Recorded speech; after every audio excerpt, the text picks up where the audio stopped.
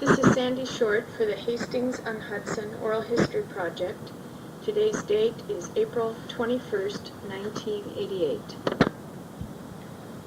I am interviewing Polly Ciborowski. Is that pronounced correctly? Ciborowski. Ciborowski, okay. We're here on April 21st, 1988, and I'd love to get to know a little something about you. First of all, I should say that the purpose of the interview is to learn a little bit more about the activities on the waterfront here in Hastings throughout the years. And I'm sure that our talk today will bring us lots of nice information about your life here.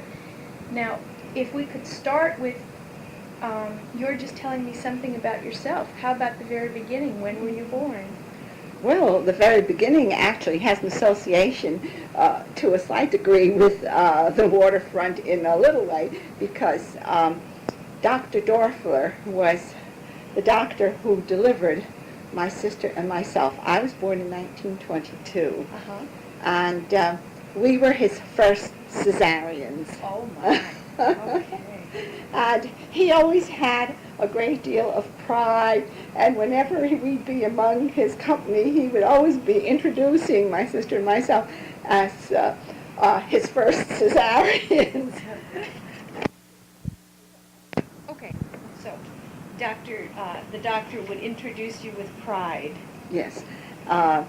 He also was the doctor for Anaconda for a good many years.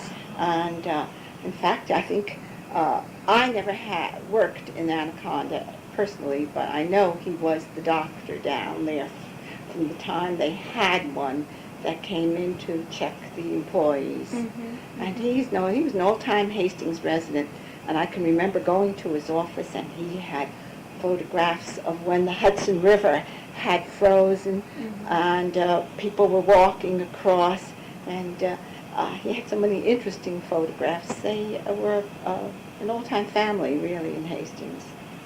So he was the doctor for Anaconda.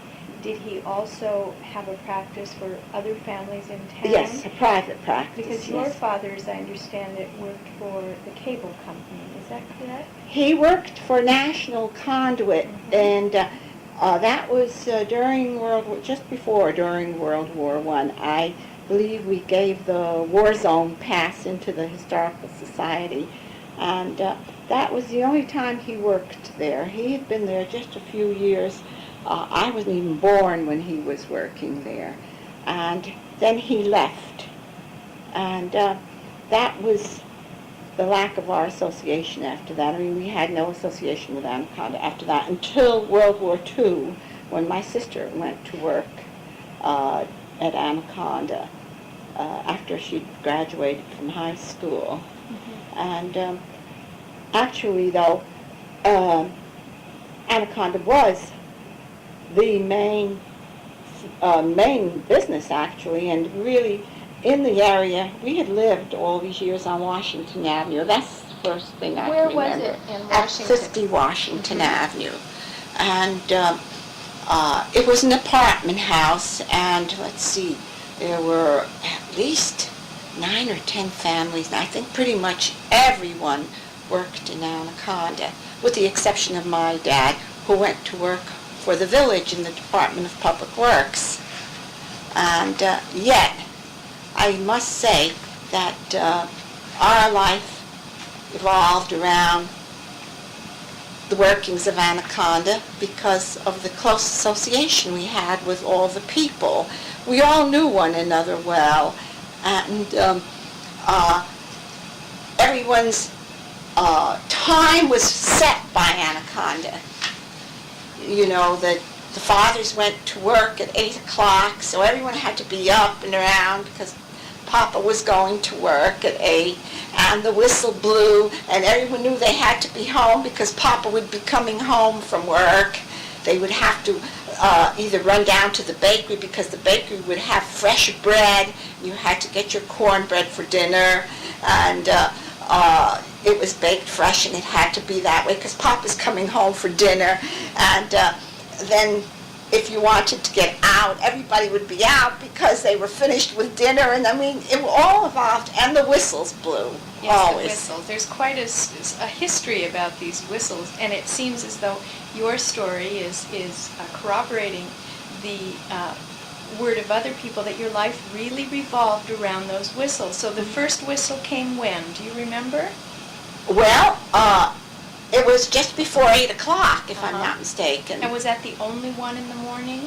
Well, you see, having lived on Washington Avenue, perhaps they weren't blowing the whistle outside, but you could hear it inside the factory, and you would know that at 5 minutes after 8, there'd be a whistle that would sort of sound through in the distance, and you knew that everyone had to be at his machine and starting to work at that time. And there were all these little, and then there was a 12:30 whistle, I think, which was 12 to 12:30, which was lunchtime. And then, of course, there was a whistle at 4 o'clock, which meant that they were through with work. And then inside there'd be these little whistles where I guess they would take a break from the machines. And we could hear all this when we were at home. Do you remember a whistle that would sound at nighttime in the evening, a sort of a end of the day whistle? Was there such a thing that you remember? No, there was a 9 o'clock whistle that I'm sure you heard about. 9 in the evening. Yes, there Tell was me one about at that 9 that, every child knew that when he heard that whistle, it was time to head for home. And if it was summertime, you might be able to be lucky enough to stay out a little bit later, but it had to be right around where you lived. You couldn't be caught otherwise. And it was a great thing because we didn't have to wear wristwatches. We knew what time it was. You heard that whistle all around town. Yeah. Now, you say your sister worked in Anaconda for a while, but you yourself did not. No. Mm-hmm. As I said, most of my family, my sister's period of time in Anaconda wasn't very long either. It was just, as I say, during the war. And For about how long? A period of? Well, I'd say 2 or 3 years. And what did she do? She was a timekeeper in the North Mill. And as I say, it was a big place, and she enjoyed her work there. And of course, they had some great parties when they gave them up at Schmidt's Farm. As a matter of fact, I think the paper shop had the photograph of a party that was held up at Schmidt's Farm, and said, "Do you recognize anyone?" I think it was back in about 1940 or somewhere 42. I can't recall what the year was, but I recognized myself. I was invited to the party. And where was Schmidt's Farm? Schmidt's Farm was located off of Jackson Avenue. They have a development. Do you know where the nursery is as you're heading off to Central Avenue and you get further? Yes. Well, right across from the Across the nursery. Springbrook Parkway, Yes. continuing along Jackson and about a quarter mile from Central Yes. Avenue. Yes, and right on the left-hand side. And As you're going to That- Central Avenue, yes. it would be on the right-hand side. left-hand side. The nursery is on the right-hand side. Oh, I see, and Schmidt's Farm. Schmidt's was right directly across Uh-huh. on the left-hand side. They're building homes there now. I think Yes. they called it Fort Hill after Schmidt's Farm had sold it. And it was a very popular place for holding company picnics. I attended several there, not just from Anaconda, but from the Delwood Mill Company that my husband was associated with. And it was fun. Now, you say your father worked for National Conduit and Cable, and then he worked there just a very short time and went to work for the Village of Hastings. Yes. In what capacity? He was with the Department of Public Works, and at that time they did everything. They collected garbage, they shoveled the snow, they repaired the streets, whatever. It was, and of course, much harder than it is now. They had open trucks, and if they were doing the garbage deliveries, they had to carry ashes, and most of the people still had coal furnaces, and they had to carry ashes and all this garbage, and it was dumped into open trucks. They didn't have them enclosed, and there'd be a man that would stand on the top of the truck to collect these, and then, of course, return them back. And, of course, so it was a lot more primitive in every stage at that time, even the street cleaning, and there was a little container, and the man walked along with the broom and the shovel and kept the streets clean, and the bridge had to be shoveled with the snow in the wintertime, and of course they still shovel it, but they've got a lot more modern machinery nowadays to help out. Well, I'm interested in one thing. When the man would have his own receptacle and he'd have a broom and a shovel, the streets were cleaned in, as you say, a more primitive way, and now you were alive to see that. Now today they come along with street cleaning machines. Mm-hmm. Can you say which you feel was a better way to do things? Are they cleaner now than they were then because of this modern equipment? Can you remember? Oh, no, I would say that, of course, Hastings wasn't as populated at that time as it is now, but it was much cleaner back then than it is now. They do a great job, but I think people in general are very careless. Okay, and you mentioned also that the plastic that's around now Mm-hmm. adds to the mess quite a bit. Definitely. I was going to ask, they went along collecting this in the open trucks. Where did they then dump all the garbage? Do you know? I can't remember. I think sometimes they took it out of town to a main dump. And I know there was a period of time, well, of course it was clean trash that they dumped at the quarry when they were filling it in up at the, off the aqueduct here. And the times they dumped near the river as a fill, you know, if they had an opportunity, not very often, it had to be clean material. I can't recall now where my father, you know, where they would take the trash and the garbage. But Croton, I know at that time too, I think was open, and they would take, wait until I guess they had a great big truck that would be full, and then drive up to Croton and dump it up there. Now, just to get things within a time frame, your father worked for the cable company for just a few years, and you mentioned that it was around the time of your birth or before your birth, and then he went to work for the DPW. Mm-hmm. So about what year was that, do you think, that he went to work for the town, the village? It must have been, I would say, anywhere about 1925. I know it would have to be within that period of time because I can only remember my dad working for the village of Hastings. And he passed away in 1933. And that makes it rather difficult to remember exactly, you know. Yes. I was still 11 years old, and it was an unexpected death, and that naturally, up to that point, you were carefree. You never thought a great deal about this. What did your mother do? How many, did you have brothers and sisters? Just a sister. A sister. You were 11 and she was? 13. 13. And how did your mother manage then? She went to work daily as a domestic. In town? In town. And we managed to live. And she worked very hard. And she did sewing, too, on the side. And sewed some dresses, aprons, pot holders that she sold. And this was the way we managed until we came out of high school.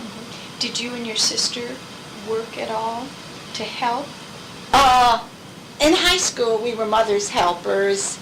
I went, as a matter of fact, the Whaley family on Washington Avenue were great friends, and Mr. Whaley was a member of the Board of Education. And he worked in the city, so I would go in the evening, say at about 7, and they'd be through with dinner, and I would clean off the table, and I would do the dishes, and if there was something extra that she wanted me to do, I'd take care of it, and I would earn my own pin money that way.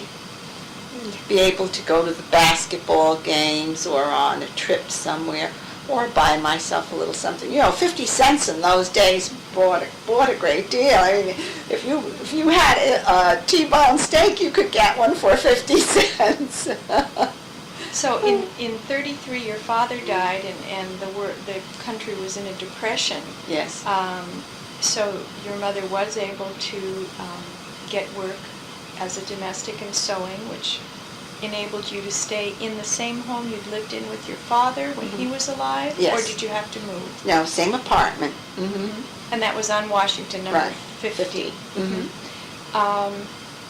Did you as a child feel the depression? You say as a child you just sort of roll along and you don't know, but do you remember feeling the depression? I can remember when Alfred E. Smith ran against Herbert Hoover, and as I say, this was a big apartment house as far as we were concerned, and loaded with kids, and conversation that we hear our parents talking, and everyone was for Alfred E. Smith, but he didn't win, and of course it was Herbert Hoover. And then when the Depression came, everyone blamed Herbert Hoover, and I think that being that my father worked for the village, we didn't realize it. Of course, in 1929 and 1930, when the stock market crashed, we didn't feel it because he had the job. But I think that a lot of the other people felt it because quite a few of them lost their jobs at the time. People on the waterfront in those Yes. businesses? Yes. And so that those that probably hadn't worked as long as some of the others, of course, they would be the first ones to be let go. And so that I remember, I can't recall what the saying was, but everyone had a saying about how bad Herbert Hoover was, and you didn't realize much of what you were saying, but it was, you felt that you knew something about what was happening in the world.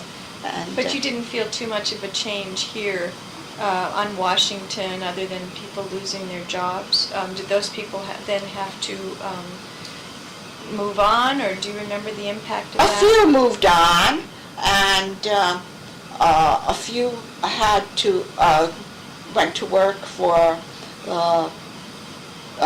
Roosevelt finally came in, and he started that public work WPA, and. Few of the men went to work on that, and gradually the economy started to come back, and then of course we went into World War II, and everyone went back to work in Anaconda. Do you remember the WPA works that were here in town? Do you remember any of them specifically? I can't recall what specific project they worked on, but I do know they had them. I know there was I think they did some road work around the town. They extended some of the roads. I know there was a family whose father went to work, and I know he was doing some pretty hard shoveling in those days to keep the family going. He had 4 girls, I think, and needed the money. Okay, I'm sort of we're off from the waterfront. Yeah, I get so interested in the Depression. Now, you talked about living in an apartment on Washington, and you said that most of the people were the employees of Anaconda. Anaconda. And you all were tenants in that building. Do you remember who the owner of the building might have been? Yes, the name was Locke, L-O-C-K-E, and Mr. Locke worked for Anaconda, and the children were older than we, and of course we had a great deal of admiration for them because, their life seemed to be so interesting and fascinating. You know, you always have an interest in someone who is older. But among the people, I can say that the lifestyle was very casual, very good. They worked very hard. Anyone that worked in Anaconda, or any one of the people in this area of Washington Avenue and Southside Avenue, which was called Railroad Avenue in those days, and on Ridge Street and here along Warburton Avenue, we knew one another. Everyone was well acquainted. We never locked our doors. I mean, they were open all the time, and no one ever really had any worry or concern about crimes being committed. I can recall that, as I say, your life had while you didn't have to work on the waterfront, your life just seemed to be revolved around it because of the fact that even all your friends, being that their families, there was competition, you know. One father worked in one department, another father worked in another department, and this one worked on piecework, so he had a little more money, and this one worked in a department where maybe they made a little more money, and it was a slightly competitive, and well, you know, well, my father did this, you know, you sort of feel, well. Yes. But of course, as I say, that really was around us, you know. It was a status, sort of a status. Yes. Do you remember among the people living in the apartment building, did any of them, and it might not have applied to your mother because she was working very hard just to keep things as they were, I imagine, did the people in the building talk about wanting to own a house of their own sometime, or perhaps the children and looking at the locks and thinking their life was wonderful? Did anyone talk about wanting to own their own home at some point? Oh, well, I think everyone had that dream of, well, as I say, when we spoke of even the status and the competition, if some father earned a little bit more money, or they had, of course, then they seemed to have a radio sooner than someone else, because radios were very important in those days. Did you as a child know what your mother earned? Offhand, I couldn't say. Well, personally, when I went to work, even back in, I graduated in 1939 and went to work in Yonkers, the first job I had. I was 16, graduated high school, went down to the city, and worked in Macy's at Christmas as a packer, and earned $12.50. For how many days and how many hours? Oh, it was a 40-hour week packing. But it lasted only 2 months. Let me tell you, it was difficult getting there because I had to go back to school to get working papers. Even though I had graduated, I couldn't go to work because I was 16 and I needed working papers. So after that, I worked in the furniture store in Yonkers for about 6 months, and then went into the city. And where was that furniture store in Yonkers? And South Broadway. It was called Brenner's Furniture Company. And earned $12 a week there for a 40-hour week. That was Saturdays as well. Yeah. Did you at some point then get a job here in Hastings? No, I never worked in Hastings. I went into the city after that and worked for an export-import company, Customs House Brokers, down on Bridge Street at the foot of Broadway and commuted. And at the time I started down there, I was getting $15 a week and thought it was fantastic. This was about 1940, 41 by then? Yes, we were just, let's see, Poland had been invaded, and then Chamberlain was working at it, but they went into the war, and I was working. It was very exciting working downtown at the time of the war. And of course I commuted back and forth, so I was always around the waterfront. Yes, and so we're up to the war now. Did you notice an influx of a lot of new workers here on the waterfront? Were there a lot of new faces around? Oh yes, of course, there were a lot more people coming in from other communities, driving in whenever they could, or carpooling, because of course the gas problem, they weren't manufacturing cars at the time either, so public transportation, and of course if someone had the car. There were a lot of people coming in from out of town and working, because of course, as I say, when the whistles blew and they'd come out, you could see them standing waiting for bus or a ride, and of course the traffic would get much busier on Washington Avenue. Other than that, it was, how could I say? It left my mind. That's okay. That's okay. I understand. Okay.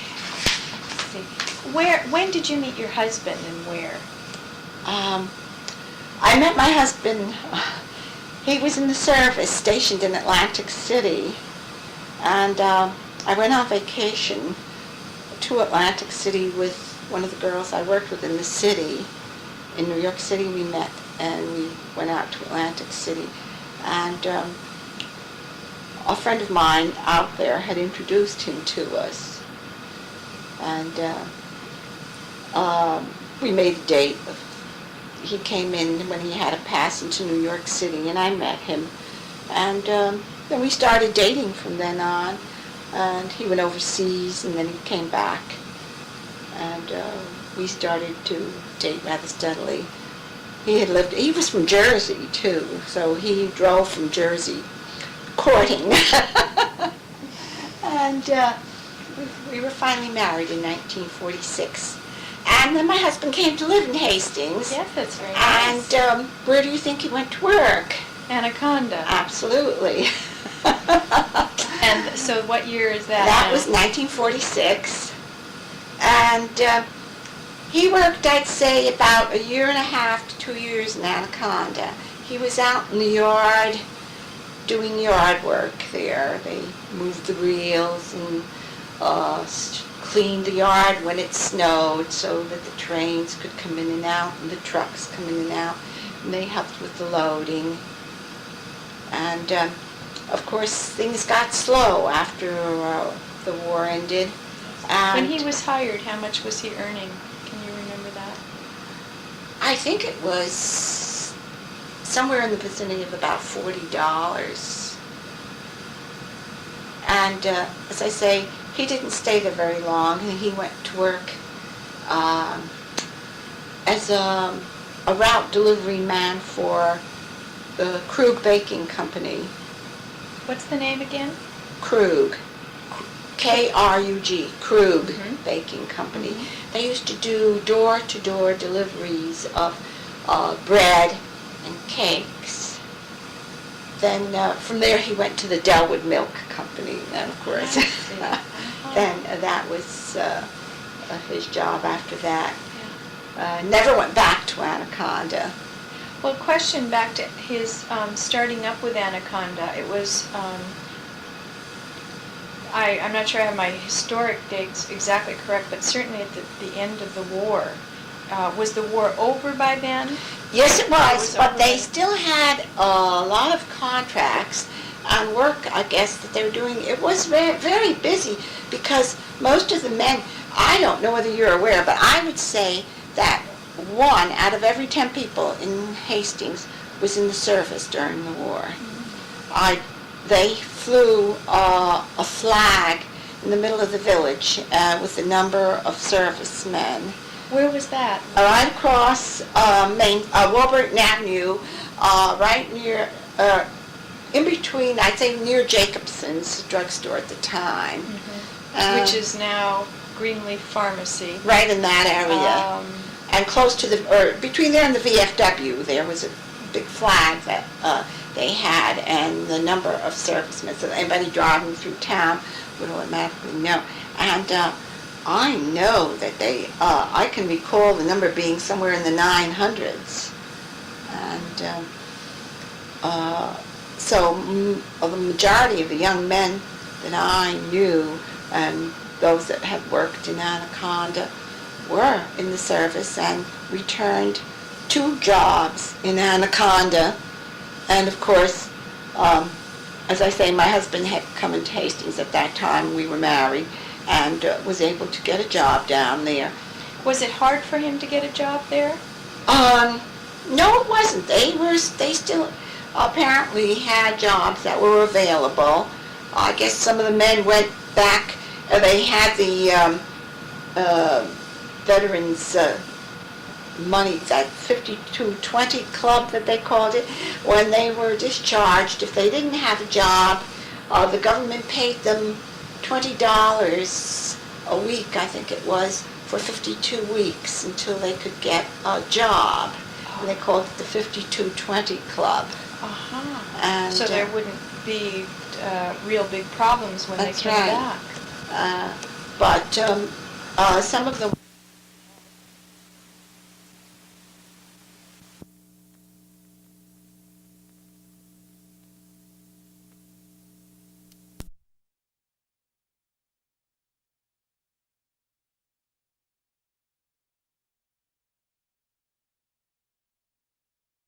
had jobs.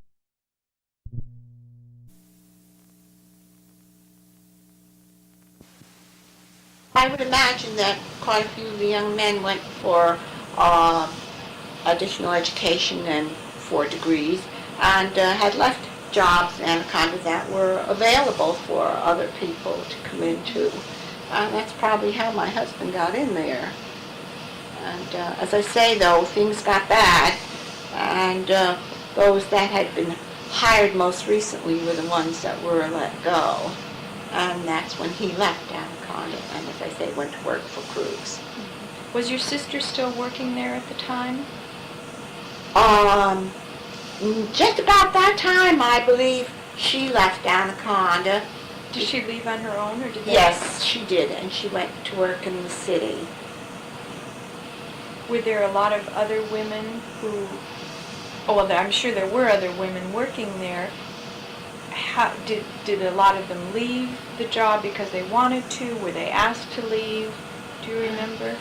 Well, I guess some of the jobs were no longer there, and those had to leave if they couldn't find something else for you to do. And then a lot of the girls, I think, left on their own because they wanted to go on to newer and better things, I guess. And life in the city, of course, was a great attraction. And so many of them went then into the city to work as new jobs opened up. And a lot of them got married and left, too.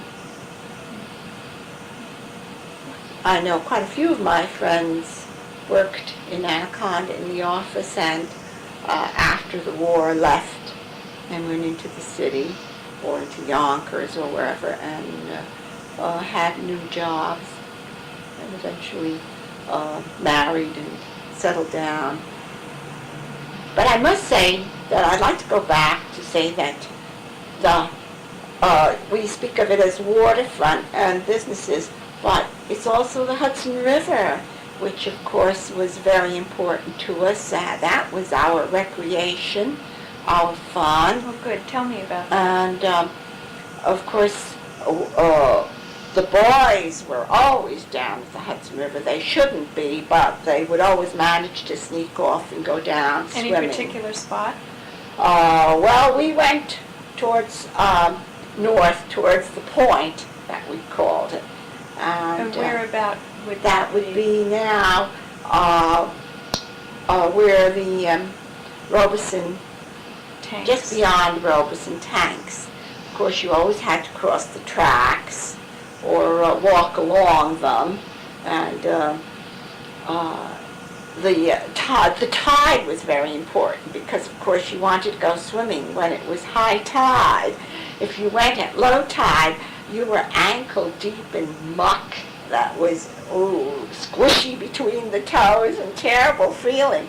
So that you went at high tide so that you could jump off the rocks and not have to touch bottom. Oh, I know. But at the point, this little part that came out into the Hudson, and there were a few trees and a little sandy spot. As children, if our parents took us down, that would be where we would go. And I can recall to this day that my mother had been down with my sister and myself, and there were quite a few other families from our apartment house that were down there. And I can recall playing. I couldn't have been much more than about 5 or 6 at the time, but it's still very clear in my mind because I was in the water and I was playing, and I didn't realize that the dayliner had gone by. Now, when it was, I don't recall, but when the dayliners go by, they bring in these waves that come in, and there's a tow after the wave passes. And I was caught unawares, and it knocked me over. And I recall, I know I didn't know how to swim at the time, and I went under the water, and I could hear my mother calling to my neighbor, who had run out for his child and was bringing him in to pick me up at the same time, and he couldn't hear her. And I recall coming up the first time and trying to catch a breath and was pulled down under the second time, and came up again and spluttered and said, "Oh, I am so tired. I think I'll go to sleep." And I remember the water coming over me, and then I don't recall anything until I found myself out on the rocks, and my mother was soaked to the skin. She had run into the water after me and had saved me. I really was drowning. What a close call. And it's amazing how well I could still picture it in my mind. And you were 5 or 6. Mm-hmm. It's amazing. Made quite an impression on you. Definitely did. I know for quite a few years, until I was about 14 or 15, I was very timid about going into the water. And of course, our excursions then were on the Yonkers Ferry across the river to the park there where we would go swimming because it was a sandier beach. But I'd like to play near shore. I was not very fearless. Yeah. Now, when you went down there, you mentioned a lot of the children would go down there. Was that also a place for families? The families would take their children down because everything was done with groups. Walks on the aqueduct Sunday afternoons were family groups because you knew you would meet. This was their social afternoons. The other social activity was all of these people worked hard, but they played hard too. You know, the lower part of Washington Avenue had some great bars, and it was great because you always knew that somebody's father would stop by, and you were never worried about walking the street or even coming home on the train at night, even after as a teenager and I worked in the city.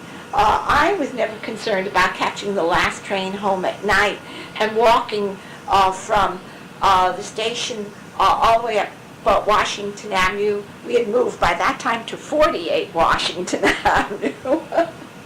And you knew everyone along the street. You were never concerned. And you always knew that if you had to run, you could even run into any one of the bars because you knew everyone. Nice. And there was a dance hall at the lower part of Washington Avenue. And whereabouts was that?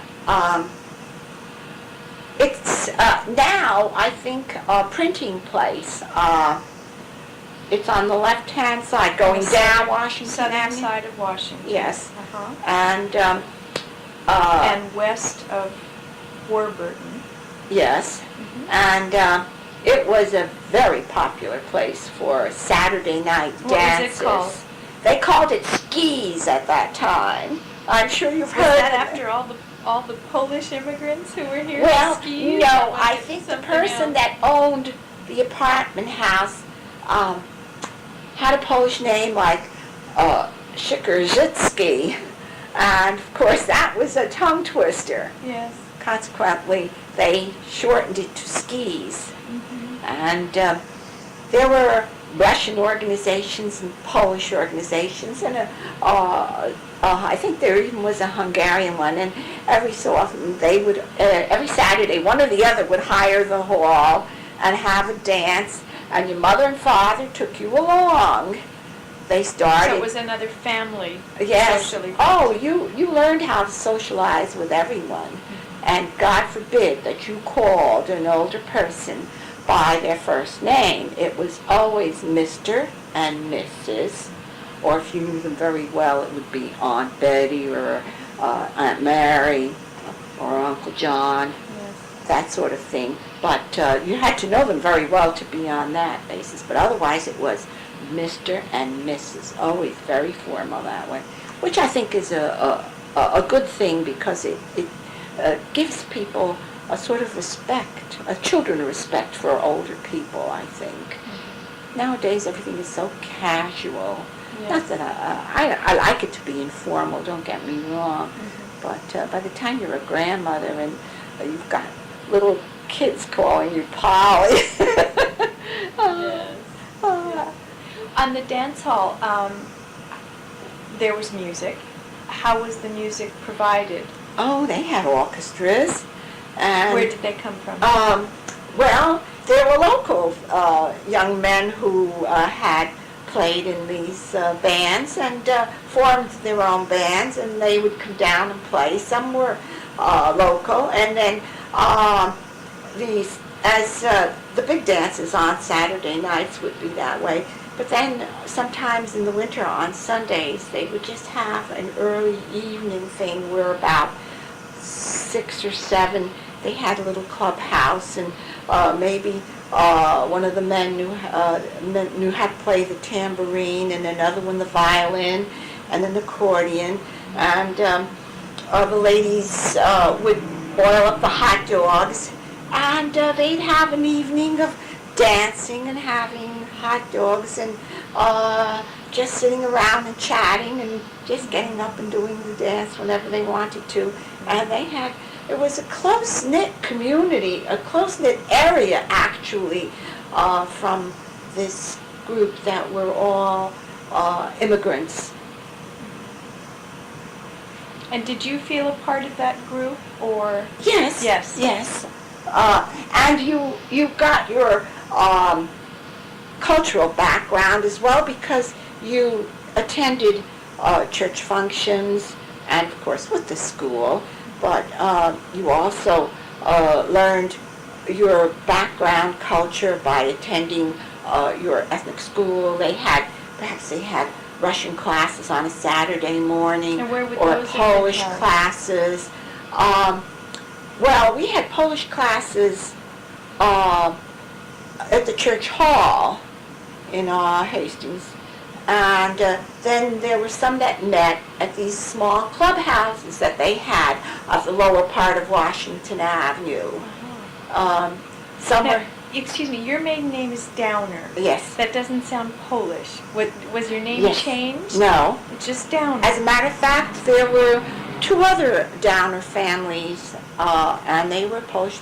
I don't know. I often wonder how that name did come about, but there were 2 others, and they were from Poland as well. Yes. So apparently it was a Polish name. So you were taught Polish. Did your mother speak Polish in the Yes. home? And you also were further educated in Polish language classes on Yes. the weekends? Yes.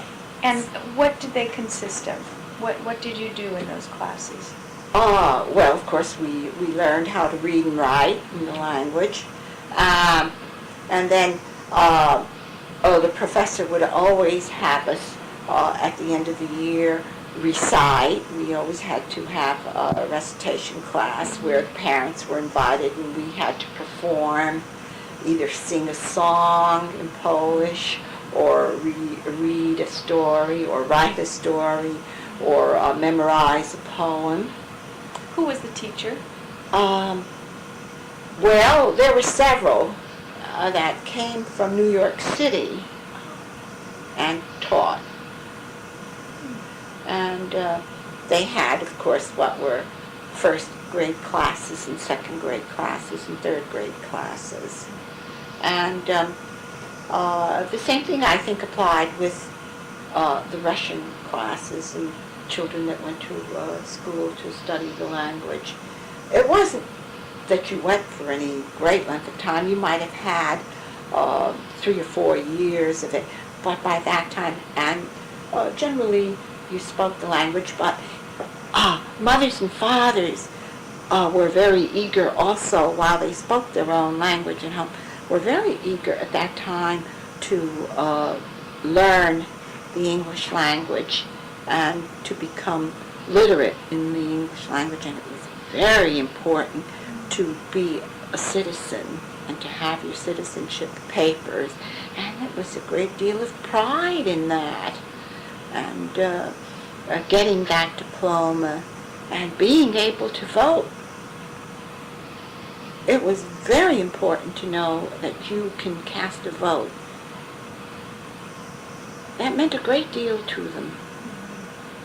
But at the same time, they wanted to keep their language alive, and with you children, they wanted you to learn not only to speak it, but to read and write it. So did they hire the teachers to come in? Or? Oh, yes. You paid. You paid for it.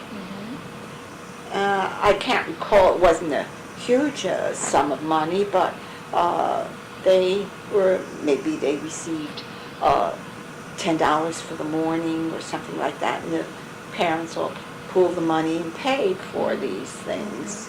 And did you all as children go to the Hastings school, the public school? Oh, yes. Mm-hmm. And did you all speak English there and Polish too, or how did that work? Well, you tend to slide on your Polish language because, of course, you had to concentrate on the English, and more so than that. But you did manage to speak as carelessly as possible. You know, you didn't want to use it as often, and of course it got to be a very special language because you would anglicize so many of these Polish words, you know. And I often wonder, I think anyone could have well understood what we were saying because you would put Polish endings on English words, you know. And it was a very special language that you had, really. Yeah, so the Polish you used became very careless. Yes. And you recall speaking more English than in school than Polish. Okay. Let's see if I can pick out some other interesting things here about school. The school was in the same place at the time? Yes. Up on Farragut Parkway, head of Olinda. The part of it hadn't been built yet. It was the new section that I think came up in the 30s. And that was the Washington wing, that middle section? Yes, I wonder whether the elementary auditorium is still way up there on the top floor. It is. Is it? Yes. And the cafeteria was below it, and that was all very new to us. What kind of subjects do you remember studying?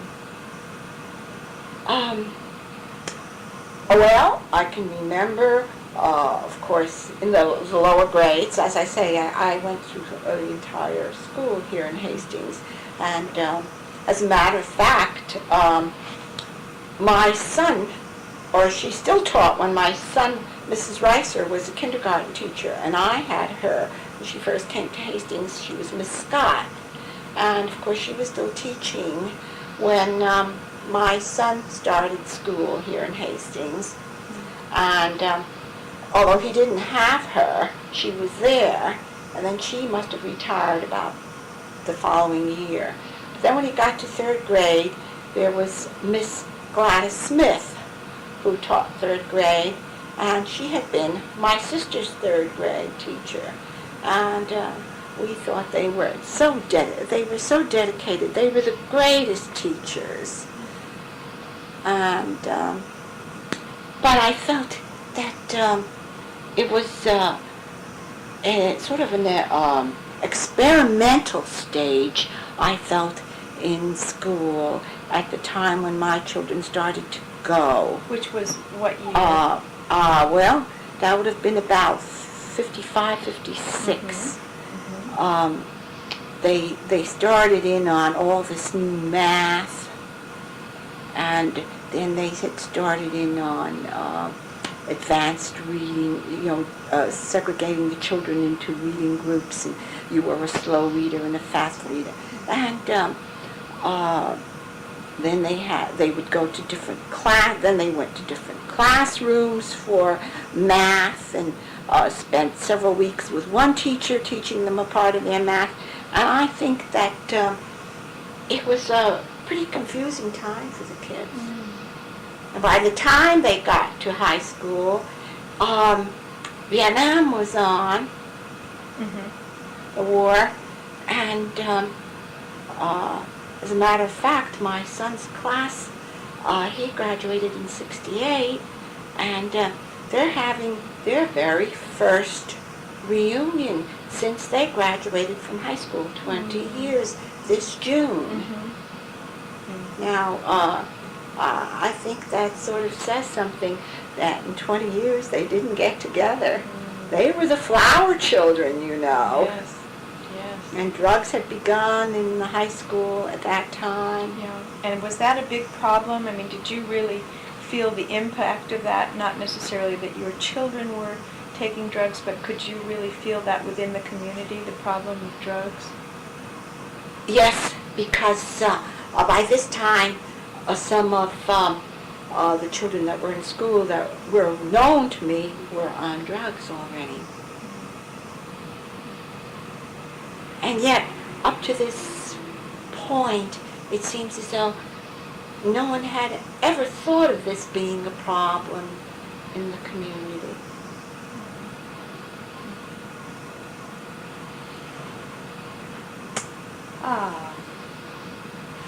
In school, do you recall, and this is when you were back in school, elementary school level, early junior high school, do you remember the school encouraging or discouraging the use of your language, Polish or Russian or Hungarian, for another child, or discouraging them celebrating perhaps a particularly Polish holiday or Russian holiday? Not really. I think since, what can I say? They never discouraged us. As a matter of fact, sometimes we were allowed to put on assemblies and, learn a little about everyone's country. But I know personally that since your accent, since you spoke Polish when you first went, there were words that perhaps you used or you didn't pronounce in quite the same way. And I really feel that's because you spoke two languages as a child. But as you got up into the elementary school grades, it all leveled off. Okay. You talked about some of your teachers and the teachers you knew. When you went to school, did you then meet children that you hadn't known before? In other words, new playmates or new friends? Oh, of course. And of course, as I say, we had the entire village, because the traffic was not the way it is now. And you were free. You really were. we didn't have a swimming pool. And so your summers were spent playing ball, going up to the playground, where you might meet a friend that you had that lived at the other end of town that you weren't close to, all the time. But you were pretty much, though, with your friends in the neighborhood because they were either in class with you, they lived next door to you, you shared the same interests. And every Sunday we went up to Reynolds Field because there was a baseball game up there. And we went up to see the ball game. Of course, the Peanut Man came, and you got a bag of peanuts. Yes. And you met your friends up there. And you spent And was the that a afternoon. time when you were able to be with the friends from other parts of town that... You would meet, yes, you would meet. Everyone sort of congregated. Yes. You knew where you were going to. It's pretty much the same now, I guess. Kids all know where the rest of the kids congregate, and they're going to go there, and they're going to meet. And, you do build up a friendship with people at the other end of town, and share the fun. And of course, you met at school functions, and basketball games were very important. Football games were important. Class spirit was important. Yes, that's nice. And may I say Yes. that at that time, we had 35 to 42 to sometimes 45 children in a classroom, but always 30 and over.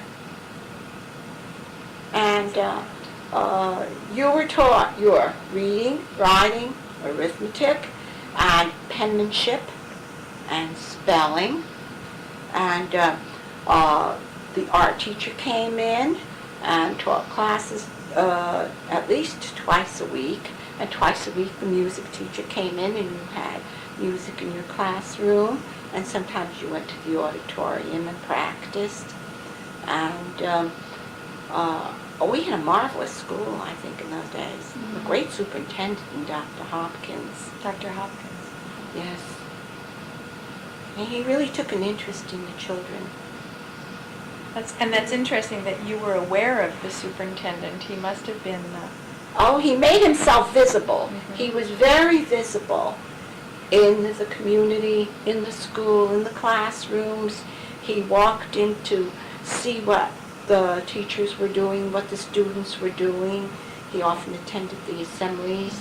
That you knew who he was and what he stood for. I'm sorry, I probably... Do you know what... Is it... Oh, it is. Oh, thank heaven. I thought it wasn't recording. I got so scared.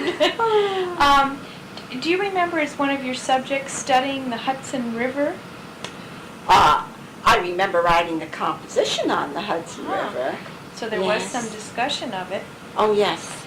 And of course, from Washington Avenue, it was there as a part of our life all the time. My uncle came here from Poland, back in the 60s, 1960, I guess it was I can't recall right now, I would say 62 or 60 even, it could have been. And my mother had left Europe at the age of 16, and of course she was already in, a great deal older, and she had left him. He was 3 years old, and he came here to visit. This was the first time she had seen him since she had left Europe. And so he stayed with us for several months visiting, and the first thing he wanted to see was the Hudson River. He was so impressed with the view of the Palisades and the Hudson. And yet, we told him that it was rather difficult to get down to take a walk around there because, of course, all of the factories and the railroad and whatnot.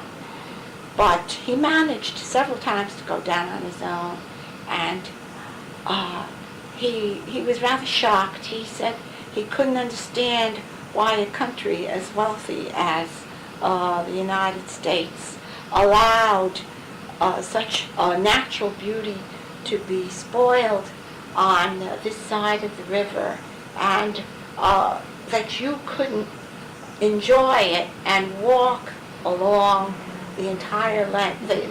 And he felt that that should have been something that they should have tried for. Yes. As Smart you know, man. communities had grown, and he was so disappointed at this part of this side of the Hudson River. It makes me think of your swimming picnic parties at the north end of Hastings on the waterfront. Was the water clean then, do you remember, as a child? Can you remember that?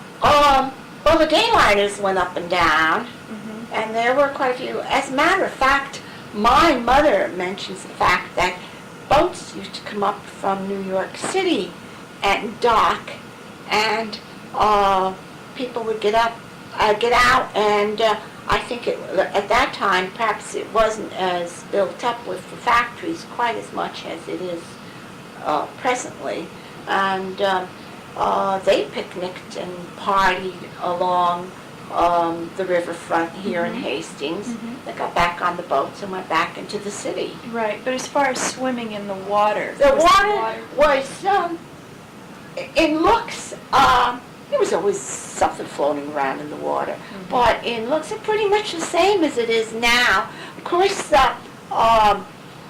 in the winter, when the boys would go fishing, or anyone that went fishing would go for these, what they call the Tommy cods, and many as the fish would pick up that was blue or green or pink inside from the dye stuffs that came out. Zinsser chemicals. Yeah. And Do you ever remember coming out of the water, green or blue? no, I don't. But I remember seeing the dyes in the water, and you'd go further down to go swimming. As you got older, you went to the other south side sometimes if you thought there'd be a greater group. And some of the boys down at the south end had cleaned out an area and made it fairly sandy, and you could spread your towel and sit alongside, down there in the sand and get the sun and enjoy the company of the rest of the young people that were there. And but as you walked, you had to pass by Zinser's, and you can always tell sometimes if the dye stuff came out because the water would be a different color towards the edge. And you walked a little further down. It didn't disturb. Nobody thought about it as being dangerous or affecting you you're chemically and physically. Yes, yes, that's interesting. But there was. It was the only place, and you went. How about up at the top of Washington and Draper Park? Did you have access to that? Well, that was our every night. That was when you didn't have anyone, and you had an hour. You went up to the aqueduct, and you got a ball game together, or on the sides. It wasn't Draper's Park in those days. It was Quinn's Field. That's what we called it, Quinn's Field. And the grass grew fairly high. But in June, they had the greatest wild strawberries that we could pick under there.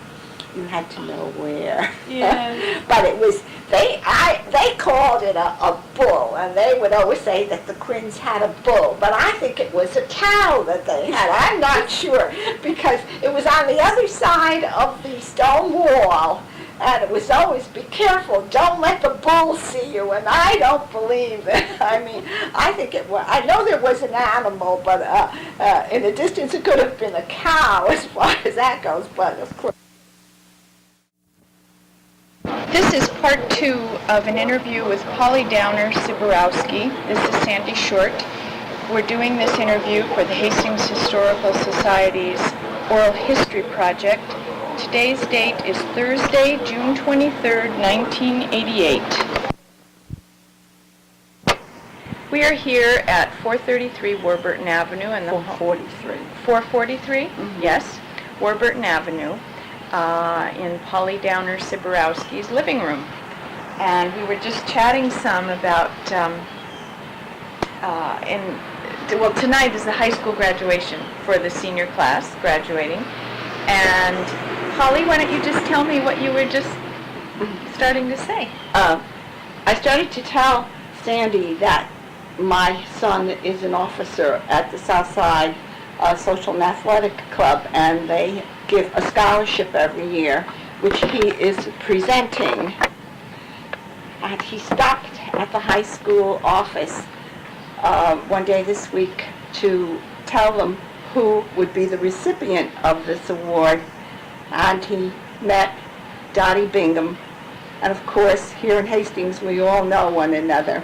And Dottie said to John that she hadn't seen me in quite a while, but she usually bumped into me, but since she hasn't, she would like to tell him that apparently the Historical Society letter or news report goes out all around the United States, and someone that I had never thought of in years had received this letter, and in reading it, he recognized only two names, one being Charlie Bingham and the other being Polly Ciborowski, and that he was writing to Charlie, find out what it was like or what was new in Hastings, and to be if Charlie probably would remember him, and that he remembered me because we used to walk to school together and play together. Now this is, I would say, more than, well, I'd say pretty close to 50 years since we have heard or seen one another. And it turned out to be a man named John Frame, who was our next door neighbor on Washington Avenue when we were growing up. We played marbles in the driveway. And I can remember being so anxious to ride his tricycle. He had a bigger tricycle than mine. And as a matter of fact, somewhere in our old photographs, there's a picture of me on his tricycle in the backyard. And it was just a great treat to think that here's a man, oh, and I didn't mention, here's a man out in Oregon. He's contacting Charlie here in Hastings through the Historical Society. Through the newsletter. Mm-hmm. That's great. That's wonderful. Very good. So it is a small world from one end of the coast to the other. Now I want to give you an opportunity, if you want to talk about anything now that from last time. Mm-hmm. Well, I know while we were having the interview, there were a few things, but I think at the point where I had left off, I had been married, and we made our home here in Hastings, and the children went to school here. So now I have grandchildren, so we're into third generation in the Hastings schools, and it is fascinating having that, because there have been so many changes, and having seen my own children and now watching my grandchildren, it really, and having been myself, all the things, and yet it's been wonderful to know that there are still some dedicated teachers that were there through the years that my children were acquainted with, and still are active around the schools. And other than that, I don't know whether I had mentioned that we participated during World War II in community activities, but also the fact that you helped out raising money for the Red Cross and for where they entertained the soldiers, USO, and then I became an air raid warden, which was rather exciting because you had to learn some first aid, and they would have practices where they would have total blackouts, and it was a rather exciting but frightening when the world would turn completely black, and you would be out there and you would wonder, now, it's very possible that this could happen and that you could have an air raid. You took all these courses and things, but you thought, well, would you really be able to function, or would you become paralyzed if this really did happen? And but you felt very patriotic. There was a real patriotic feeling during World War II. And now that I've lived through Korea and Vietnam, you never had that. You never had that patriotic feeling. And parades were held and people participated. And now I see with the parades that they grow smaller every year, and it seems as though the community lacks that certain feeling that used to be there when you had your 4th of July and you had Memorial Day and any organization or something that happened in the community. You were celebrating 50 years or whatever it would be. They would have parades, and it would be wonderful, or the firemen parades. And young people do not seem to go in for that sort of thing anymore. And the other thing being that while I never really worked for Anaconda and on their payroll as Anaconda, indirectly I did. I used to go out with office help temporaries and was called to Anaconda while they were up at the Girard estate. And excuse me, Polly, but I don't quite understand. You were an office temp? Yes. And you would work for Anaconda sometimes, yes, but in another location. Yes. Where was the Girard estate? That was what was the Billy Burke estate, but the Girards had bought it, and Anaconda had bought it from the Girard estate. They were going to expand their offices, and this was, I would say, in the late 50s, maybe? I can't quite, yes, I think it was around the late 50s, and rather than expand, well, after they had bought it, I think they had to consolidate because the change in wire and the change in what they were producing in Anaconda apparently was, they had a lot more competition because now people were back and working. So I don't think business was quite up to it. You'll have to forgive the trucks with all the windows open. It's all part of 443 Warburton. This is history, right? It's all right when it's cool when the windows are closed, but with this heat, you know, you can't do anything, so you keep it all open and you hear the traffic. Yeah, we should say we're in the middle of a heat wave. Yes. But so more about you're working for Anaconda up on Broadway. In what was it was a beautiful place. I mean, it was ideal working conditions. I happened to get in with the engineering department. I can't recall the name of the engineer that whose work I was doing right now, because it's been a good many years. But I know I spent a lot of time xeroxing the requirements for wire or special cables or something for the AT&T and the telephone company. And I guess it was for putting in bids, I would assume, you know, for contracts. But it was a great time. I remember it was June, and they had the most beautiful rose garden out there. And downstairs was what originally might have been the dining room, and it was all mirrors. And when you sat there, you just saw yourself forever.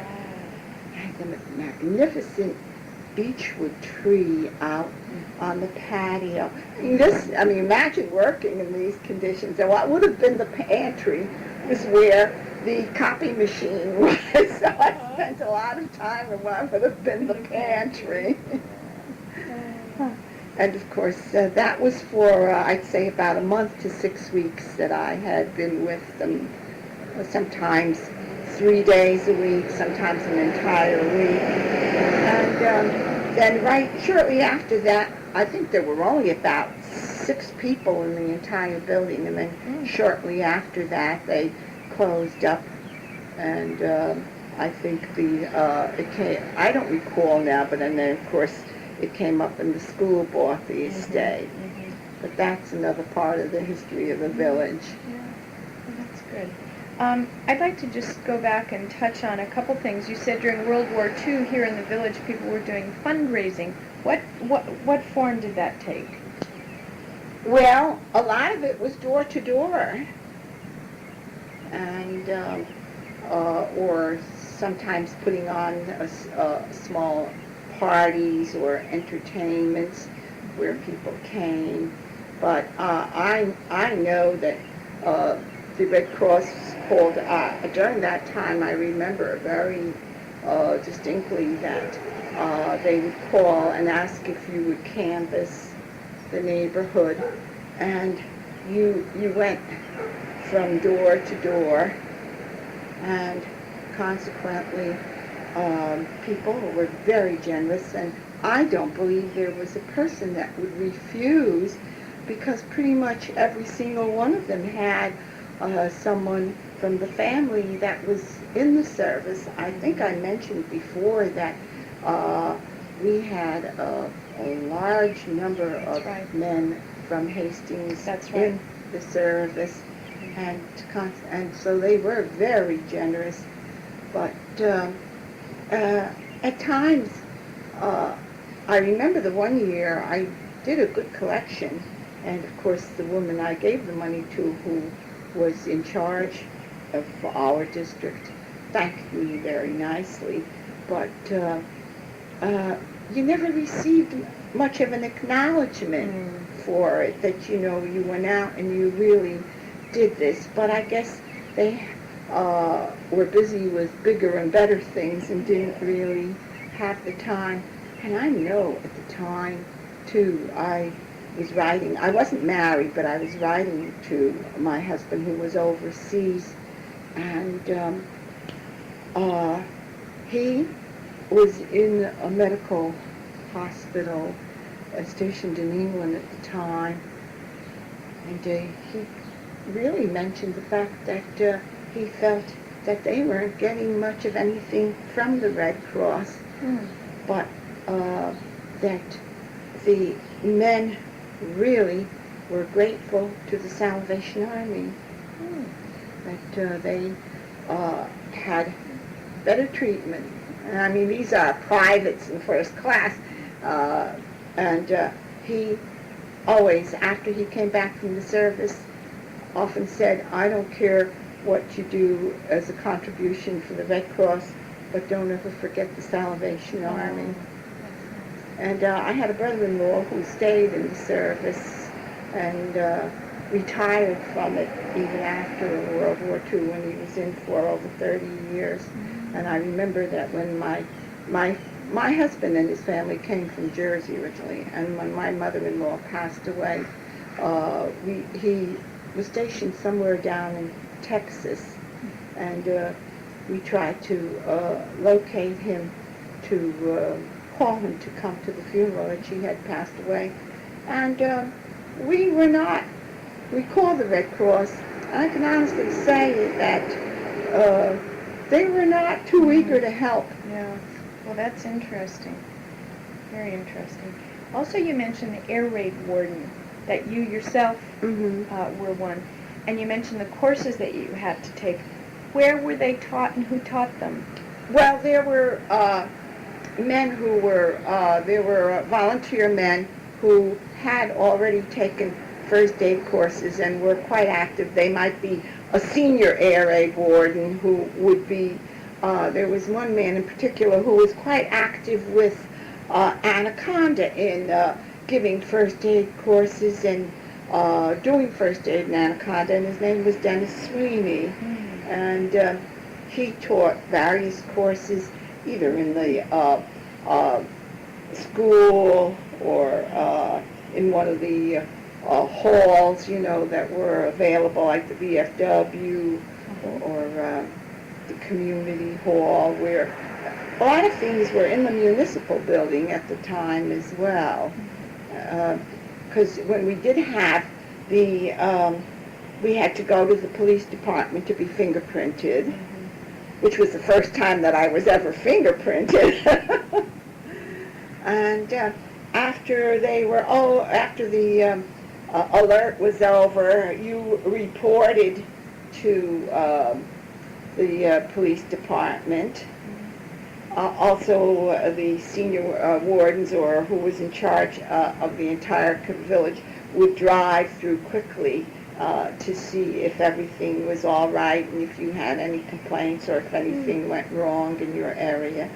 Sometimes people would be careless, or certain lights might be allowed because it was only an alert, but it was very dark. How many people, men, women, were air wardens here in Hastings?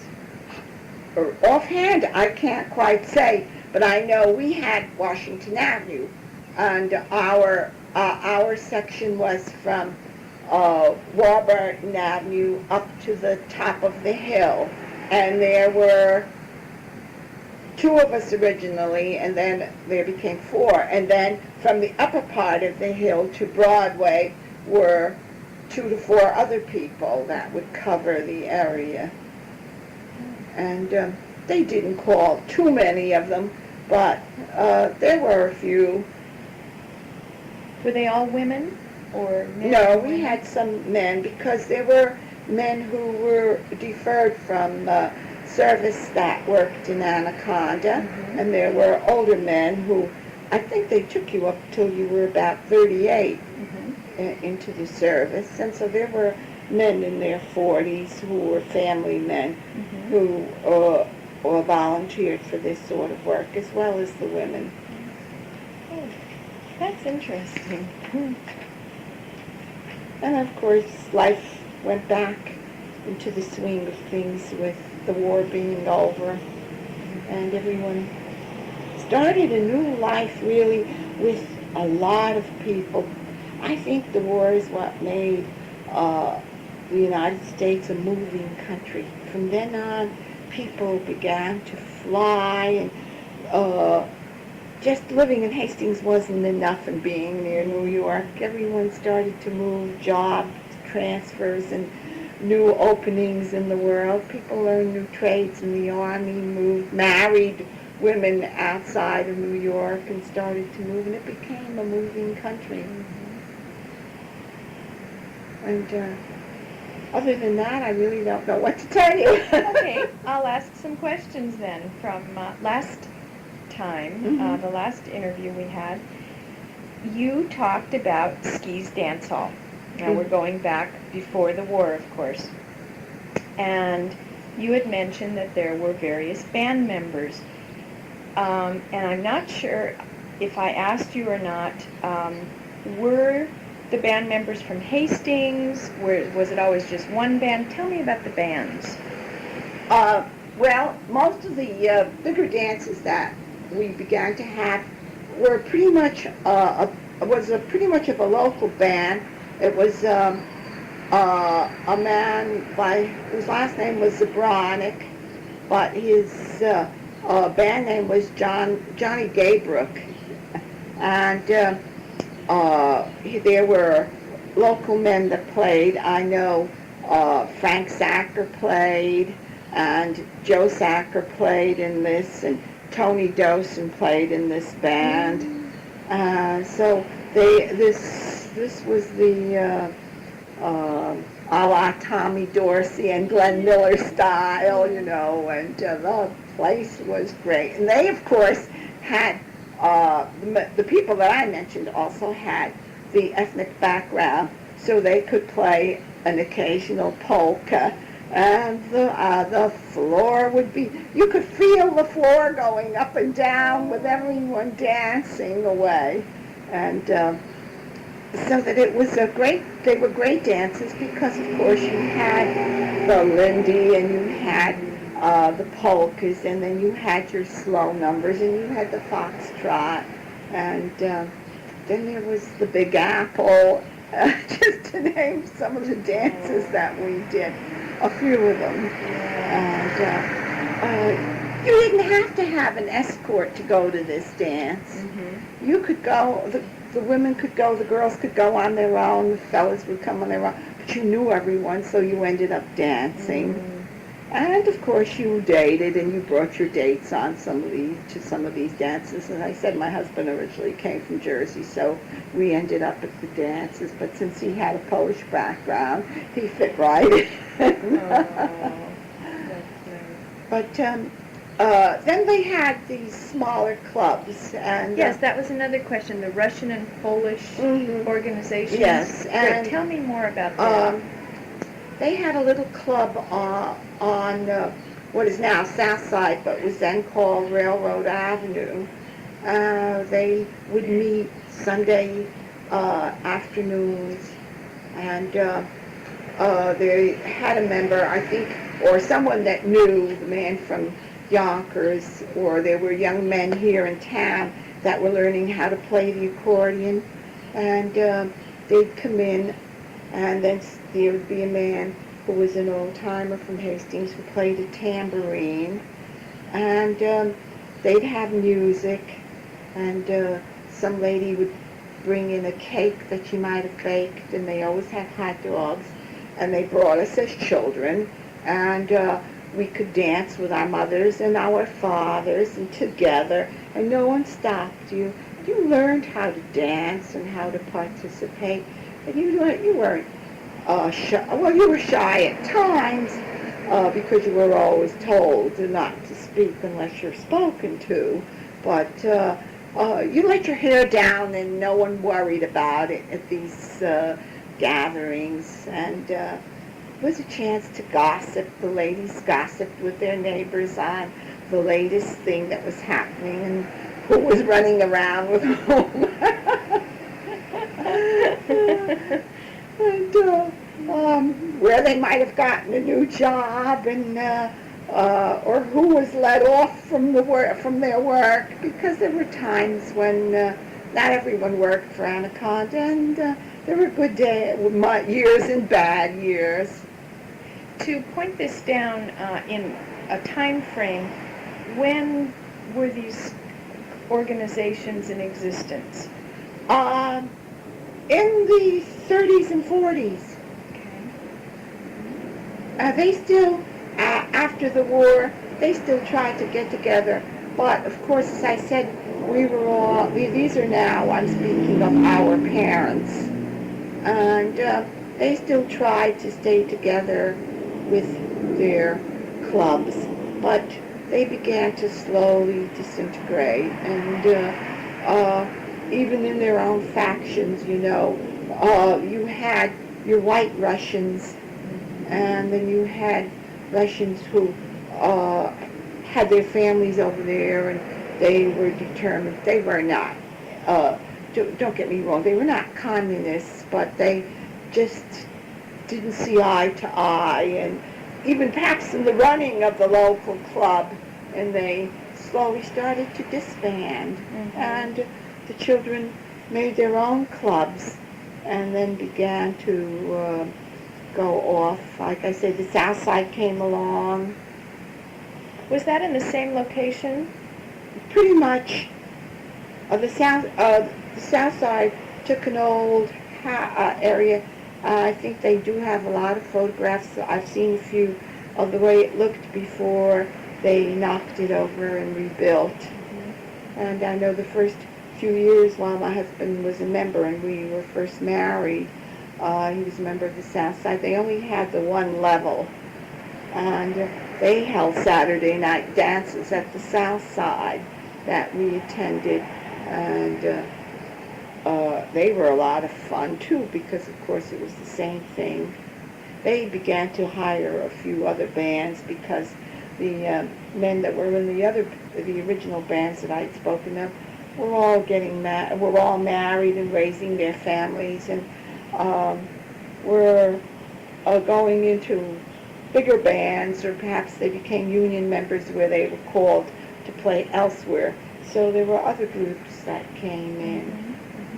But they would be either from Yonkers or Dobbs Ferry, in the area where you knew someone who played, and you hired the band. Oh, that's interesting. You mentioned the White Russians and the organizations. Do you remember that I've heard mention of this? Do you remember Trotsky being here during World War II? I can remember my parents talking about it and their friends mentioning something, but I wouldn't remember it. It would be before my time. Right. And as I mentioned, that my dad had been there during the war years in Anaconda, but they never, I know they talked about it. What did they say?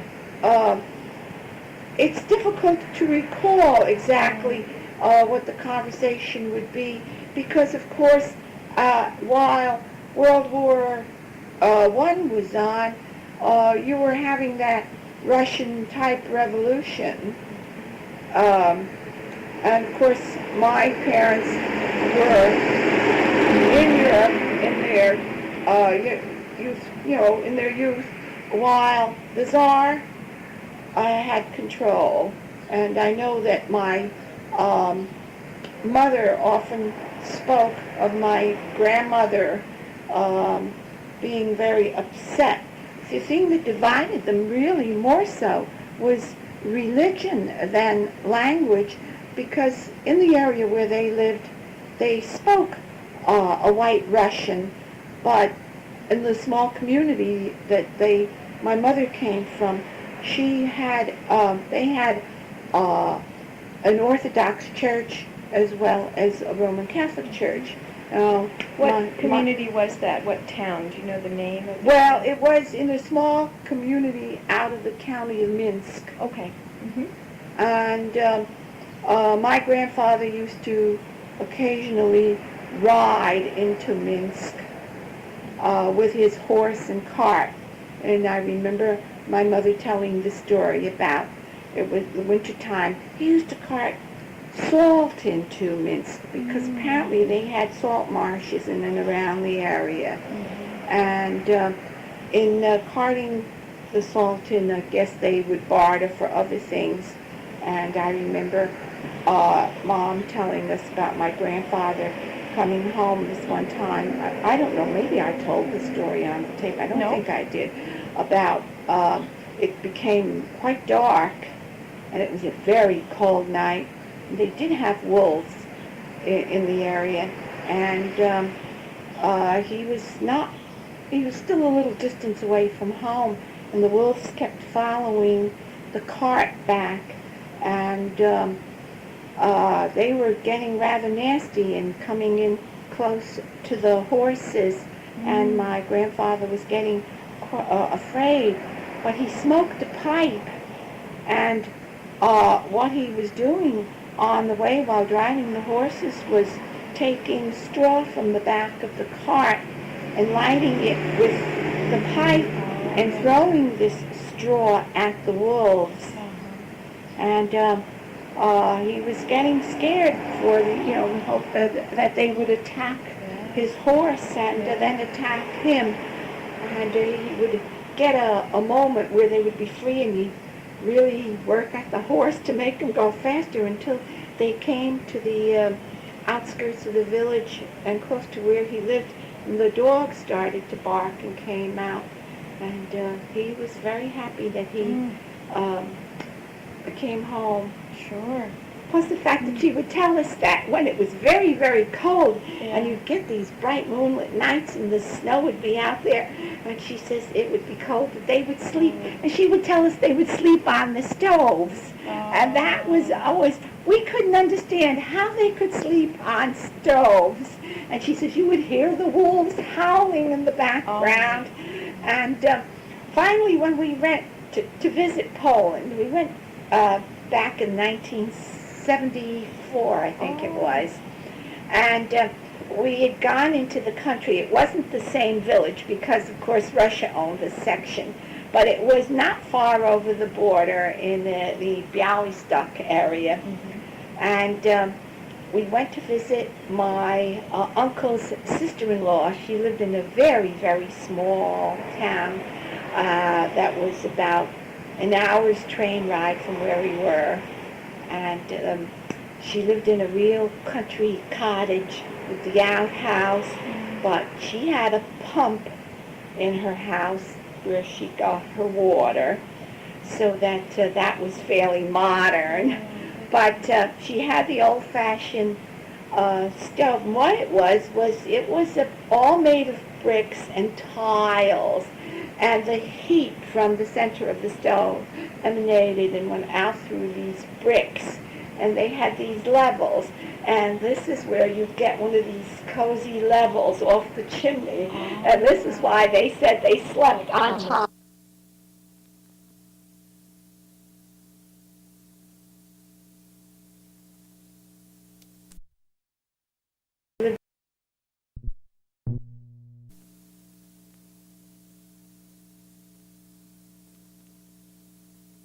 And he did meet her, but her going through the Ellis Island was an experience. Oh, tell me. Well, I know, of course, they didn't understand English, and when she arrived, I think, her name was Karaczun.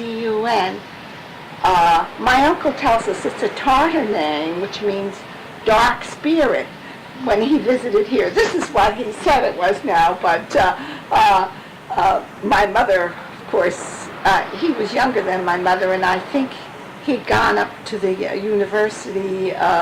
He had been studying to be a priest, but then had changed to being an attorney, and of course served as an officer during when Germany came into Poland during World War II. So he checked into the background, but we never pursued it any further than that. But Mom says when she got to Ellis Island, they kept saying Barazun instead of Karazun, and she couldn't understand them. And so she knew a few people, so she kept getting into the wrong line. Oh. But there was a lot more to it that I have forgotten. Yeah. But I think she spent a couple of days waiting in Ellis Island before this man came and got her out, and they really checked you, well, you know, through the health department and for TB and anything like that, because they did send quite a few people back that had health problems. Thank God it wasn't hers. Yeah. So she moved in with this man who was only for an about uncle or a no, relative? just a neighbor. A neighbor of theirs in that New York they had, City. Yes. Mm-hmm. And he then there was some woman that he was acquainted with that lived here in Hastings, and I think you paid them a few dollars. She came into the city and brought my mother up here, and After she arrived, she sent for your mother? Or was your mother he already contacted the man that my mother knew in New York, contacted this woman in Hastings, whom he knew, and for placements on jobs, and she would take you and keep you until she could place you. Mm-hmm. And then my mother went to work for a woman on Odell Avenue here in Yonkers, which is very close by. Do you remember her name? No, I'm sorry, I couldn't. Okay. But I know my mother was only there for a few weeks, and the woman used maybe a few months a Polish-English dictionary to try to get across to my mother what her work would be.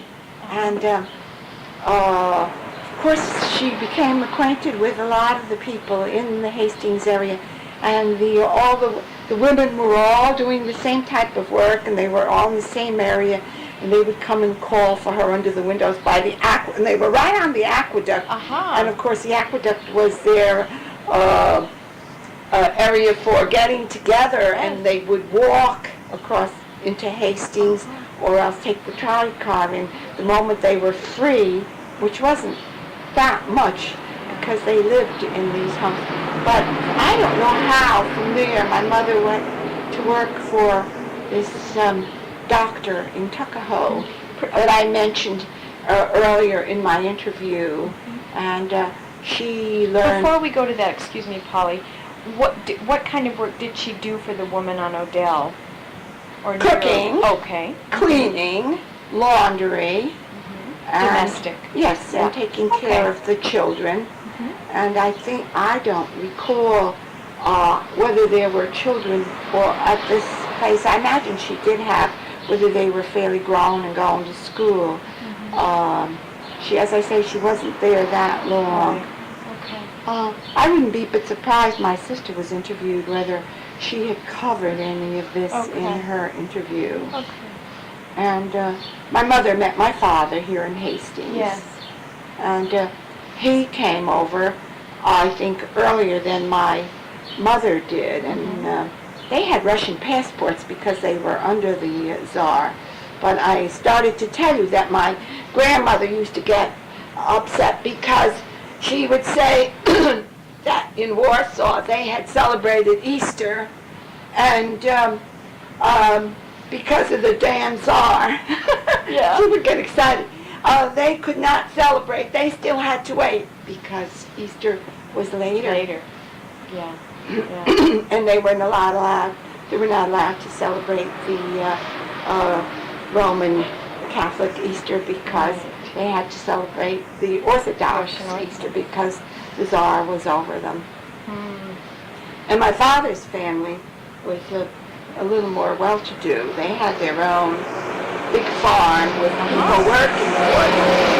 And, but my father had to put in service for the Tsar and was called in to Moscow, or to Russia, and served in the army as a form of a fireman in the army, and worked for a general.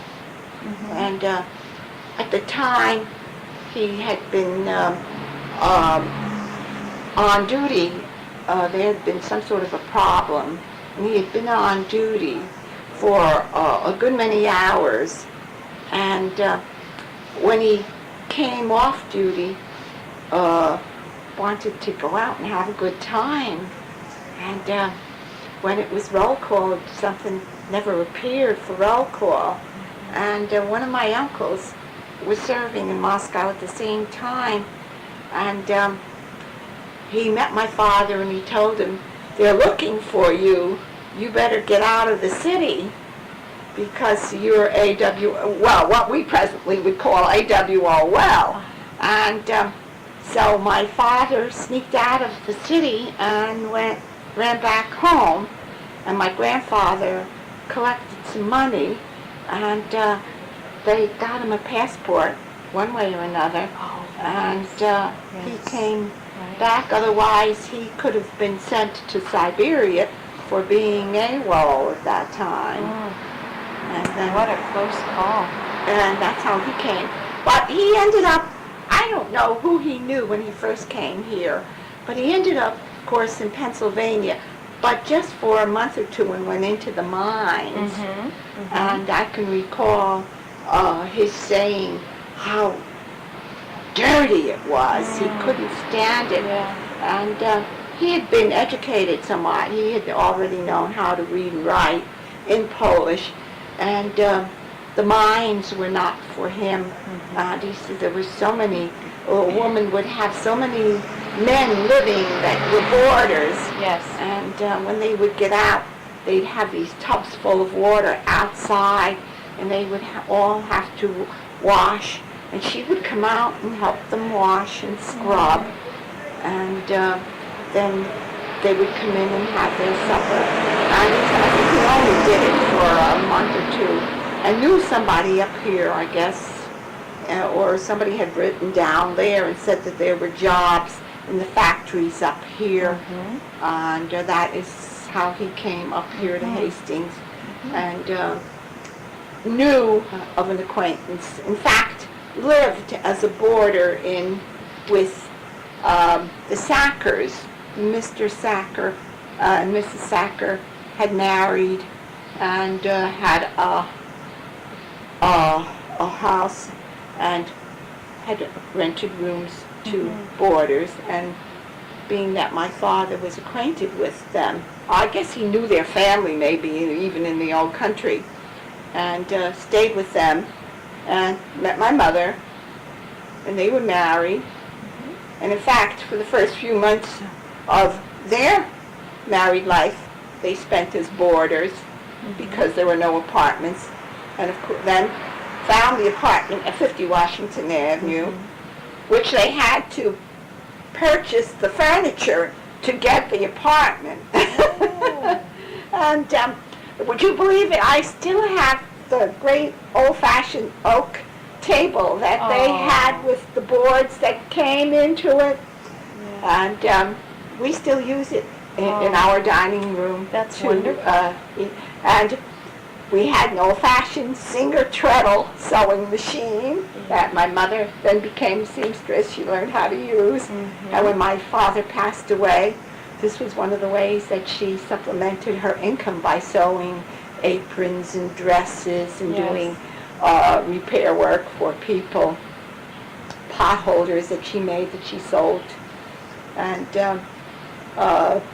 as we grew older and we took sewing in school, we had the machine electrified, very modern. But sewing was not one of my favorites, although I do know. She was supporting you and your sister through this work. So was she making clothing also? Tell me what kinds of things besides. Well, as what I you say, just she made dresses she sewed dresses for us as well as for other people, for their children, and she also went out doing housework, and she would sew sometimes curtains for the people or do repair work for them as well as the housework to supplement, and that's the way we lived until we grew bigger. Well, of course, I was 11 when my dad passed away, and by the time I was 12, I was doing little babysitting jobs. Right. And as I went to school, as I mentioned, I worked for the Whaleys, and that supplemented our income in the sense that I was able to go to the games and pay whatever fees, join the general organization, and buy myself an occasional dress. But in those days, as I said, 50 cents even went a long way. 50 cents bought a great steak. Yes. And if you wanted sweets, you got penny candy. There was a store on Main Street that sold... What was the name of it? We called it the Music Store. And he sold penny candy. And we would, we came home for lunch. Because there was no cafeteria at the time. And you had an hour off for lunch. So you ran home for lunch. And my father would come home for lunch, and we would have a sandwich or whatever he prepared for us, a can of soup or leftovers that my mother was out working at the time. And we called him Papa. Papa would give us a penny, and on the way back to school we could run into the music store and buy a penny candy. It was a licorice stick or a Mary Jane. Jawbreakers, of course, break for the teeth. Yes, that's wonderful. And then my sister was learning how to play the violin, and as I said, it was called a music store for the simple reason that he sold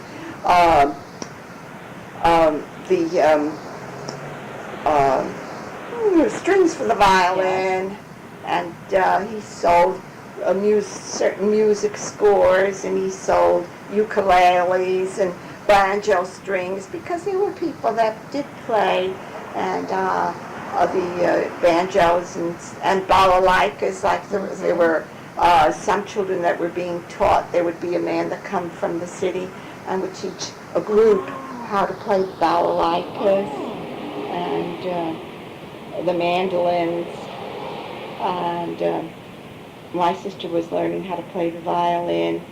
I was left-handed, and of course that wasn't very good for string instruments, so I'm afraid I was sort of left out.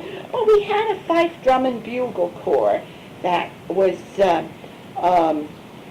sponsored by originally by the VFW, and it was an all-girls. And this was before World War II, and in the early or the middle 30s, pretty much. And then the girls left the VFW.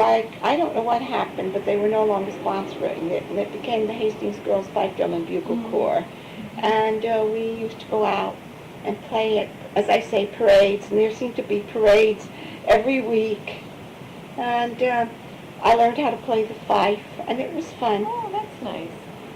And I think Corky Sovstrom has some pictures of parades that he found somewhere that were thrown out. And every so often he shows them. I know I've seen them at the VFW, and he shows them. Yes. And I've seen myself in these parades. I think I've kind of covered a lot of background. You certainly have. I wanted to ask you, there were so many Polish and Russian people and some other Eastern European people who came, and there was quite a bit of activity around churches and their organizations. I asked you on the phone earlier, do you remember any Jewish immigrants here in town from those areas? Oh, of course. We had a few of them, and they were pretty much in business in the community. I remember the Ryder family. I don't know whether they go by being called Ryder or Reeder. At the time, we were calling them Reeders. And Mr. and Mrs. Reeder had a store right on the corner of Main Street and Warburton Avenue, where Mama used to take us to get underwear or to get mittens, hats. He had all sorts of things in the store. And Mrs. Reeder spoke Polish. As a matter of fact, I think she might have come from Warsaw. And so the Polish people, of course, went there to trade. And then there was Mr. and Mrs. Rubin, who lived in the community, and they had a small dry goods store. As a matter of fact, just off Washington Avenue here on Warburton. And we went there to buy yard goods. They sold yard goods, and since Mom sewed, we were there, and they spoke Russian. And we would buy threads for sewing, elastic for repairs, and they had ankle socks and shoes as well. Sometimes you were able to get a pair of shoes or sneakers, slippers, and you traded with them. And then there was a Jewish family that came in and had a bakery, and it was right off of, again off of Washington Avenue, right here on Warburton. And Mr. Peel's baked bread that was ready, available for the people that were coming out of work on the 4 o'clock shift. Mom would send you down to buy a loaf of fresh bread because Papa was coming home from work. And you wanted to have a nice, fresh bread because you could get cornbread sold by the pound, or else you got pumpernickel or rye bread. Or sometimes, if you were extra good, you got a bun for a nickel that you could, a sweet bun that you could have. And it was so good. It was always a part of growing up to have fresh bread with your nice cabbage soup or your beet soup Yeah. or whatever happened to be on the menu for the day. Now, these families who own these shops, were they very much a part of the community? Can you remember how they socialized? Well, they had children who went to school Mm-hmm. and were, of course, in school. As I said, we were all pretty much of a good group where the activities, if you were into sports or after-school activities, into clubs, that you socialized that way. But other than that, they were part of the groups that were with the boys, with their boys' groups. And in fact, I think Mr. Rubin had a son, I recall, named Milton. If I'm not mistaken, Milton played an instrument in the school band, and of course, so that you were a unit.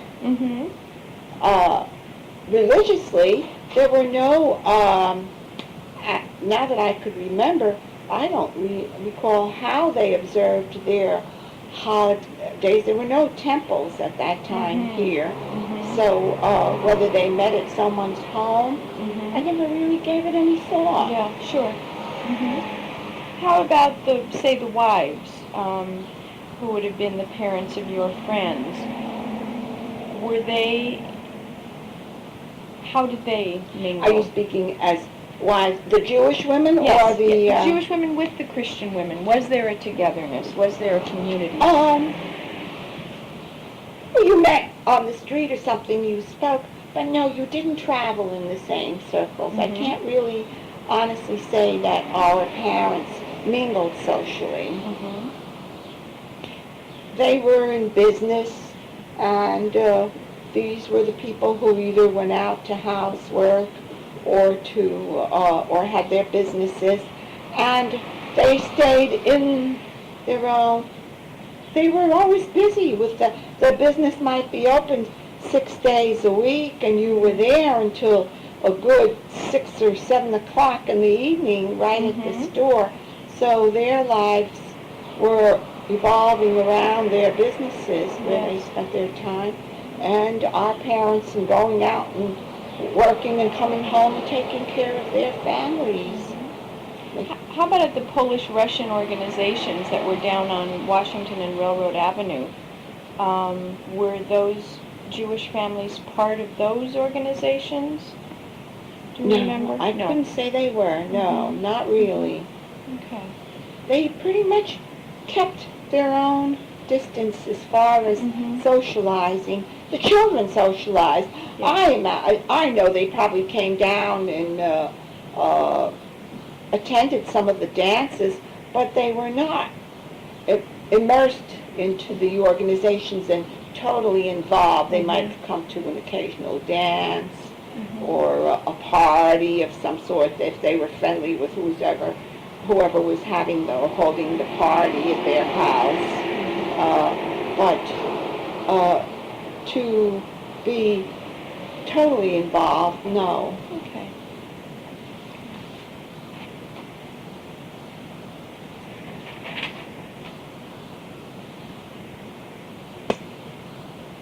Can you remember, I think we touched on this a little bit in the first tape, about family income.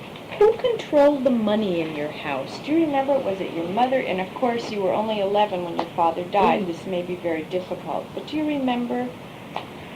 Oh, well, I think that in pretty much all the families, when payday came along, the fathers would give the mothers their pay, whether they withheld some for themselves, I couldn't say. I know my father always had extra pocket money, but all the money came to my mother, and she was pretty much in control of the money and would give us our money, and they talked everything out. I can really and honestly say that so much money would have to be saved. Try to save so much money. And this is for the rent, and this is for food, And if there was something that really needed to be bought, like a large article, an important article of clothing, you needed a new coat or shoes, or perhaps both of you needed shoes or something, this would be discussed, that this item would be coming out of the money this week. And but Mom saw to you're going out and buying it and going to the store. And but Papa saw about making the contributions to the church. Uh-huh. You know, Well, that's and interesting. offering his services into the church and Uh-huh. building, and they would meet as a group in establishing the parish, and this was the Catholic Church. Saint Stanislaus, Saint Stanislaus. Mhm. Mhm. And then in buying the property for the where the rectory is presently located, and as groups they worked towards this. Then the men had this organization, and they established, and they had to work, shovel the snow around the church, and trying to locate a priest and bringing him into the parish, and finding him a home, and seeing that he had coal, because in those days they were all coal. Doves and you had to see that they had coal, and that somebody could help the priest and see if he could direct him, or supply transportation, or walk with him and serve him, and see that the church would be lit and that there would be heat for the church. Mhm. And the men in the community saw to those things. Mhm. And you mentioned an organization. Was there a name of this group Well, of men? there was the St. Stanislaus organization for men, and then there were